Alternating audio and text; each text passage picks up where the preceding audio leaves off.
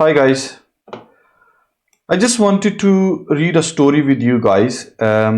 It's not a fiction, it's a true story. It's based on real life events, and it's sad that I'm reading this story to you, but I want you to listen to this story till the end and decide, and also do a little bit of research yourself and share it with friends and family so that everybody knows the truth. It's about a family who was living in a very peaceful place somewhere remote. One evening, they heard knock on their door while they were having dinner. Basically, they had a husband and wife and their two children living in a house. So they heard a knock on the door. The man went to the door, opened the door, and he was shocked. He was shocked to find that there is a couple on the door, and the couple was basically bleeding, wounded heavily, and their clothes were in mess. They didn't have shoes on their feet, and they looked terrified. For some reason, maybe someone was following them to kill them or something. The man quickly took them in and asked them what happened. The couple told the man that someone is trying to kill them and if he could give them shelter. The man replied, "We don't have enough space inside our house as we only have two bedrooms," because they were a small family, they had two bedrooms. One is for us, me and my wife, and one is for our kids. The couple dropped their faces in hopelessness. Basically, they didn't know what to do and where to go. The host man then cleaned their face, their wounds, and given them clean clothes to wear, and also offered them water and food. And then the host man looked at his wife, because he was a kind man. He looked at his wife and he basically nodded his head to ask his wife to come in bedroom because he wanted to discuss this matter with her. So they went in their bedroom, they discussed it, and they came back to the dining room where the wounded couple was actually having food. The man smiled at the wounded couple and giving them the good news. He said that, even though we don't have space inside our house, but we have a small room. It's like a shed in a garden where we can accommodate you. At least you will have somewhere to sleep and have a shelter over your head. The wounded couple was so happy to hear this, and they hugged the man and said, "Thank you very much. They will never forget it." So the wounded couple moved in the shed with his wife. Basically, shed in garden, it wasn't in very good state. It was cold there, damp. Few weeks later, the wounded couple approached the man, the host man, and he asked if they would be kind enough to let them in their living room. So basically, he asked that, if they would be kind enough to let them live in their living room. The man was shocked because he wasn't prepared for this. So he again discussed it with his wife, saying that, look, they seem good people, so shed is not in good state. So let them stay in living room. It won't be long before they're gone. So the host couple decided to let them in their living room. After a few months, the dislocated couple who was living in the living room, the wife got pregnant.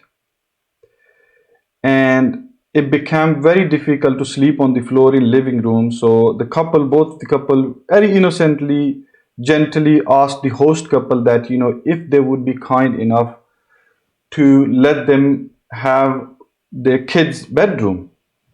And the host couple was literally shocked that, it's like, they are now asking too much, because initially that was not the plan. Their kind nature, the host man and the wife's kind nature, made them decide that, because the woman is pregnant, heavily pregnant, for few months, let's bring kids in their bedroom and give the kids bedroom to the wounded couple, the dislocated couple. And they moved the couple into kids bedroom. It won't took long before basically the pregnant woman delivered two beautiful children. The twins were born, and the room was small, and they decided basically uh, their attitude changed completely because the parental instinct, suddenly the survival instinct took over the wounded and dislocated couple, and now they started being aggressive with the host couple, and they started asking them that because they had twins and they can't stay in one room, so they asked the host couple to move in living room. It's like, now they started taking over the house slowly, and they started abusing them. They started bullying the host couple, and the children, they started beating them. So the host couple, they were, gentle people, kind people. They decided to move in living room in their own house. So the originally dislocated couple moved their kids in the host couple bedroom. Now the story changed completely. The table turned. The originally dislocated couple started showing that the house belongs to them, and they started asking the originally host couple that they have to move out of the house and in the garden where the shed was, basically the damn shed. And two, they shocked that they had to move out because they couldn't take the abuse, and they couldn't bear with the bullying the dislocated couple basically was giving them. So they moved in shed with their children, and it didn't take long before the originally dislocated couple, wounded couple, decided to cut off all the supplies, electricity, water, gas, and food, and no access to the main house. And also started claiming that the house belongs to them and it has always belonged to them. The innocent family, host family, started complaining to neighbors, and even neighbors didn't hear them. All the neighbors turned around and said that, they accused the actual host couple that, it's your fault. You should be the one who should be moving out. The house belongs to the originally dislocated couple. And it didn't take long before the originally dislocated couple started beating and hitting the children, and they started basically hitting them so much that one of the child died. And now the original host became the oppressed and originally dislocated couple who was initially wounded, no shoes on their feet, no clothes. They were heavily wounded and someone was trying to kill them, now becomes the boss of the house. And finally, they decided to kick them out, saying that the house and the garden belongs to originally dislocated couple. Guys, this story might not seem familiar to you guys, but this is a real life story. And you would be surprised that, in this story, the originally host couple is Palestine. Today, the state of Palestine is the original host couple, and the wounded couple is Israel. I urge you to go and check the history. I know, the media is trying to wipe out the history, what originally happened, but this is the real story. This is exactly what happened with Palestine. And today, The entire world is silent on the aggression and oppression of Israel on Palestinian people.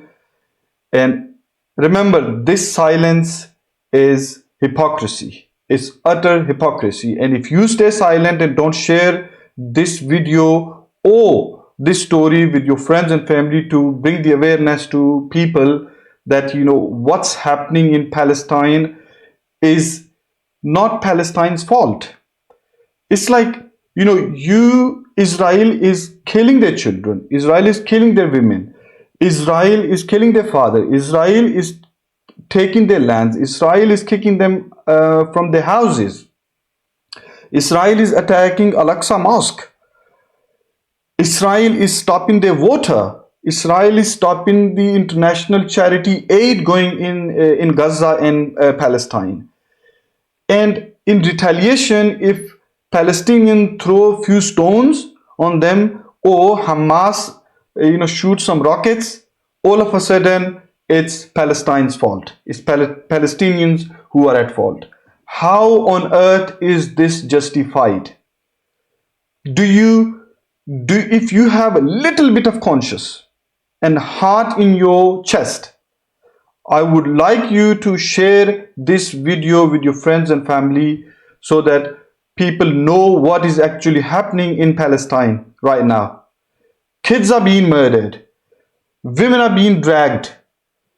People are being forced out of their homes where they have lived for centuries. Imagine a third force coming into your house and doing this to you. How would you feel? Killing your children, your wife, your husband, your father.